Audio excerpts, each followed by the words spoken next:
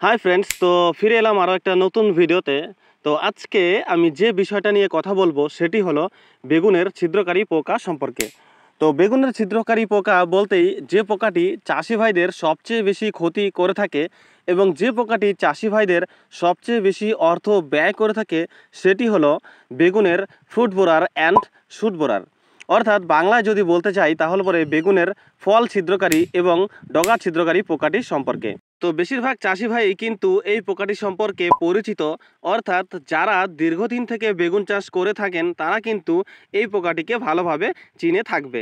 তবুও আজকে আমি এই ভিডিওতে এই পোকাটিকে আরও ভালোভাবে আপনাকে দেখাবো এবং তারপরে আমি আপনাকে এটাও দেখাবো যে এই পোকাটি আমাদের বেগুনের ফসলকে কিভাবে ক্ষতি করে থাকে এবং তারপরে আমি কয়েকটি কীটনাশকের কথা বলবো যে কীটনাশকগুলি ব্যবহার করে আপনি আপনার বেগুনের ফসল থেকে এই ফল ছিদ্রকারী এবং এই ডগা ছিদ্রকারী পোকাটিকে নিয়ন্ত্রণে রাখতে পারবেন।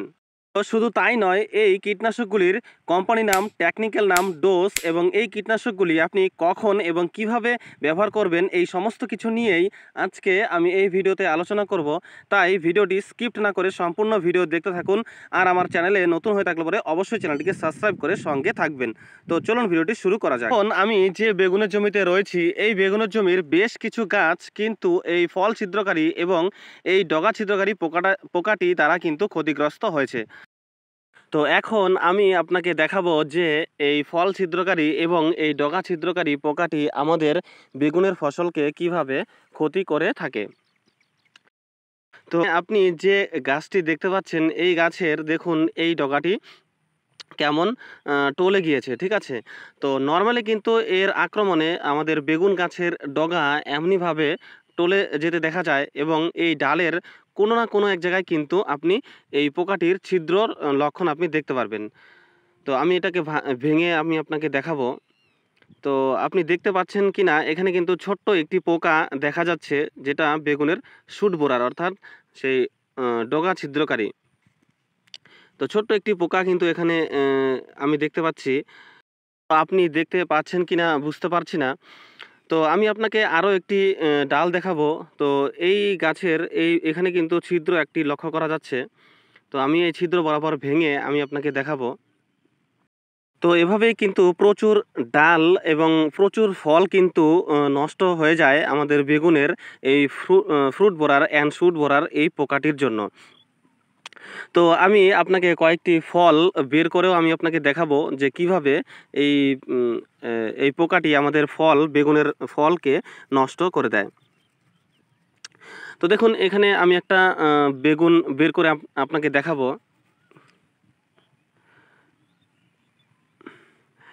দেখুন এই বেগুনটিতে এখানে একটা ছিদ্র লক্ষ্য করা যাচ্ছে, তো আর এখানে আরেকটি।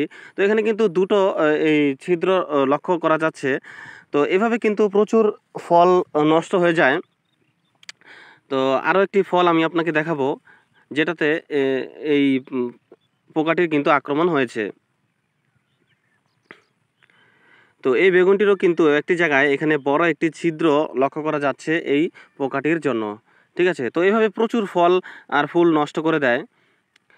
আমি একটি অন্য জাতের ভিন্ন জাতের বেগুনের পোকা আমি বের করে আমি আপনাকে দেখাবো।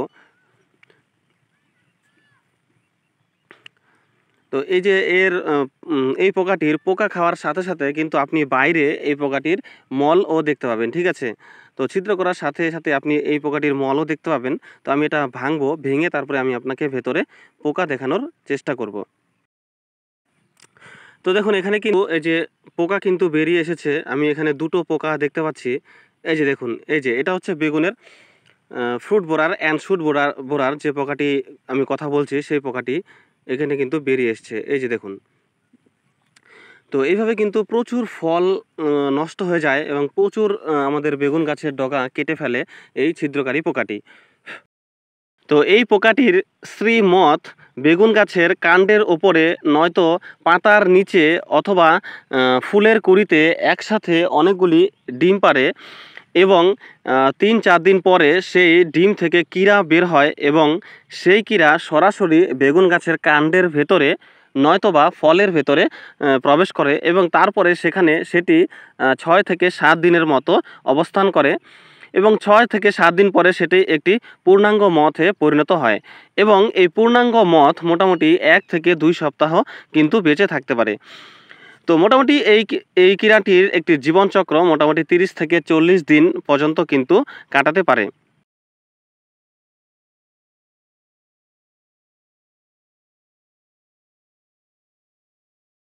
তো এখন আমি আপনাকে কয়েকটি কীটনাশক এর কথা বলবো, যে কীটনাশকগুলি ব্যবহার করে আপনি কিন্তু এই বেগুনের ফল ছিদ্রকারী এবং এই ডগা ছিদ্রকারী এই পোকাটিকে দমন করতে পারবেন। তো এই কীটনাশকগুলির মধ্যে আমি আপনাকে কয়েকটি দানাদার কীটনাশক এর কথা বলবো, যে কীটনাশকগুলি আপনাকে বেগুনের জমিতে ফার্স্ট চাপান সার এর সাথেই কিন্তু ব্যবহার করতে হবে এবং তারপর আমি আপনাকে কয়েকটি স্প্রে কীটনাশকের কথা বলবো। এগুলো পরে আপনাকে অল্টারনেট হিসাবে একটার পর আরেকটা কিন্তু আপনাকে স্প্রে করতে হবে।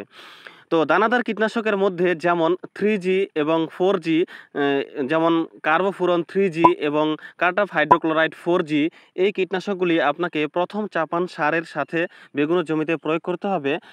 10 থেকে 12 কেজি পার একর হিসাবে কিন্তু আপনাকে এটি বেগুনের জমিতে স্প্রে করতে হবে। তো এখন আমি আপনাকে কয়েকটি স্প্রে কীটনাশকের কথা বলবো, যে কীটনাশকগুলি আপনি একটার পর একটা স্প্রে করে কিন্তু এই পোকাটিকে দমনে রাখতে পারবেন। তো প্রথম যে কীটনাশকটির কথা বলবো সেই কীটনাশকটি হলো কাইট কীটনাশক। তো এই কাইট কীটনাশকটি কিন্তু বহু পুরনো একটি কীটনাশক এবং চাষি ভাইরা কিন্তু অনেক দিন থেকে এটি বেগুনের জমিতে ব্যবহার করে আসছেন আর এখনও পর্যন্ত কিন্তু এটির খুব ভালো রেজাল্ট পাওয়া যায়। তো আপনি চাইলে পরে কিন্তু এই কাইট কীটনাশকটি ব্যবহার করতে পারেন। তো এই কাইট কীটনাশকটি আমরা ঘানাডা কেমিক্যাল কোম্পানি থেকে পেয়ে থাকি এবং এর মধ্যে আমরা যে টেকনিক্যাল কন্টেন্ট পেয়ে থাকি সেগুলি হলো ইন্ডোক্সাকার্ভ 14.5% প্লাস অ্যাসিটামাপ্রিড 7.7%, WWSC। তো এসসি ফর্মুলেশনে কিন্তু আমরা এই কাইট কীটনাশকটি পেয়ে থাকি এবং এটি একটি গাঢ় তরল আকারে আমরা এই প্যাকিংয়ের মধ্যে পেয়ে থাকি। তো কাইট কীটনাশকটি আপনি বেগুনের জমিতে প্রতি 16 লিটার ট্যাঙ্কের জন্য 25 ml আপনি ব্যবহার করতে পারেন ভালো রেজাল্ট পাওয়ার জন্য। এবং দ্বিতীয় যে কীটনাশকটির কথা বলবো সেটি হচ্ছে সুমিপ্রিন্ট। তো সুমিপ্রিন্টও কিন্তু একটি বহু পুরনো একটি কীটনাশক এবং চাষি ভাইরা কিন্তু বেগুনের জমিতে এটি অনেক দিন থেকেই ব্যবহার করে এসছে আর এখনও পর্যন্ত কিন্তু ভালো রেজাল্ট পাওয়া যায়। তো আপনি কিন্তু চাইলে পরে এই সুমিপ্রিন্ট কীটনাশকটি ব্যবহার করতে পারেন। তো সুমিপ্রিন্ট কীটনাশকটি আমরা সুমিটোমো কেমিক্যালস লিমিটেড কোম্পানি থেকে পেয়ে থাকি এবং এর মধ্যে যে টেকনিক্যাল কন্টেন্টগুলি রয়েছে সেগুলি হলো পাইরিপ্রক্সিফেন 5% প্লাস ফেনফোপ্যাথ্রিন 15%। এই সুমিপ্রিন্ট কীটনাশকটি আপনি প্রতি 16 লিটার ট্যাঙ্কে 35 থেকে 40 ml